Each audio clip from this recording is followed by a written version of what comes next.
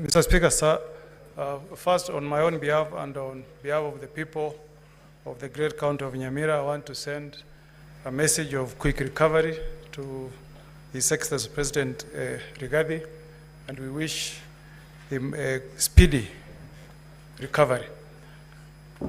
Mr. Speaker, the Bible says in the book of Ecclesiastes 3, verse 1, that there is a season for everything. There is a season to be born politically and a season to die politically. That's biblical. The Speaker, I've agonized. Mr. Speaker, I've gone through a lot of soul searching, Mr. Speaker, as I listened to the evidence that was tendered against,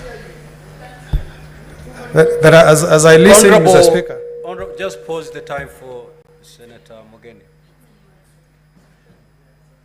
Let us allow Senator Mogeni to be heard in total silence, please. Speaker, as a lawyer and a person who witnessed the birth of the 2010 Constitution, Mr. Speaker, I strongly believe, Mr. Speaker, that Kenya belongs to all the 42 plus tribes, Mr. Speaker. And what has disturbed me, Mr. Speaker, for the 2 days I've sat here, Mr. Speaker, what would happen to my community in Kisii and in Nyamira if we ran our government through this theory of shareholding? Mr. Speaker, as I speak tonight, Mr. Speaker, the people of the two counties of Omogusi, Nyamira and Kisii are victims of that theory of shareholding. That community, Mr. Speaker, called Omogusi, has got no even a single PS serving in government, Mr. Speaker. Mr. Speaker, as we speak this evening, Mr. Speaker, the Omogusi people, Mr. Speaker, have been the biggest victims of this theory of shareholding. Mr. Speaker, the Constitution that we enacted in 2010, in Article 27, Mr. Speaker, clearly states that we should not discriminate, Mr. Speaker. I hope, Mr. Speaker, when I cast my vote tonight, I'll be sending a message from the people of Nyamira, Mr. Speaker, that a government is formed for all the tribes in the Republic of Kenya, Mr. Speaker. I've agonized, Mr. Speaker, on the issues that have been brought in this motion, touching on the widow and the children of the late Governor for Late Gachagua.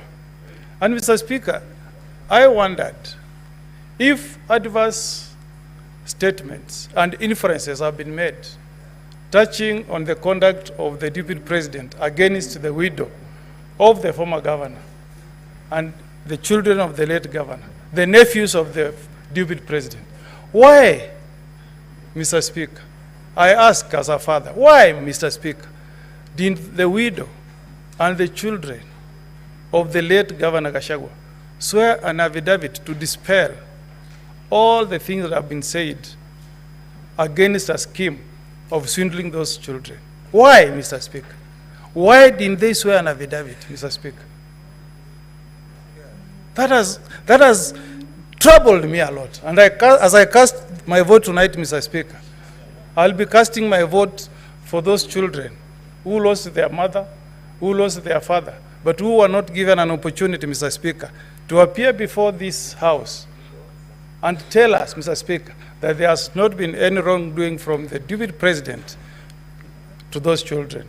Count number 1, count number 8 is about the utterances that were made by the Deputy Speaker.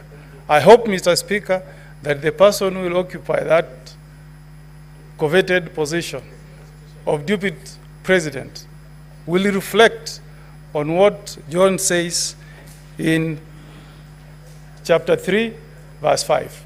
Mr. Speaker, the Bible says that the tongue is a small part of the body, but the tongue is also fire, and it's a world of evil among parts of the body. If the Deputy President had checked his utterances, Mr. Speaker, perhaps we will not be having this motion this evening. So, as we vote tonight, Mr. Speaker, let's also learn. Let's also learn from what the tongue has done to Honorable Gachagua. I will vote, Mr. Speaker, where I'm convinced that allegations against the deputy president have been proved. I reserve my vote to be cast at the right time. Senator